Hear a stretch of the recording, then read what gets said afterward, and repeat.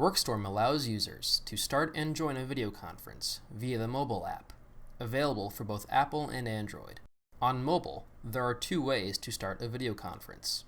To call individual users, in the menu ribbon at the bottom of the screen, tap the Start a Call button. In the conference call settings pop-up, toggle your camera and microphone on or off. Click Save Settings.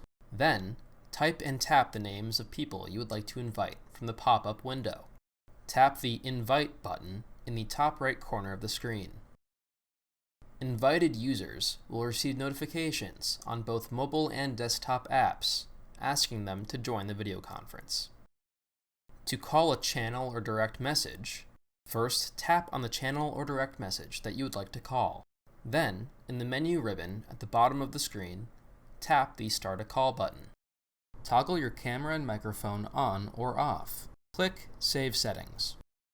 Members of the conversation will receive notifications on both mobile and desktop apps, asking them to join the video conference.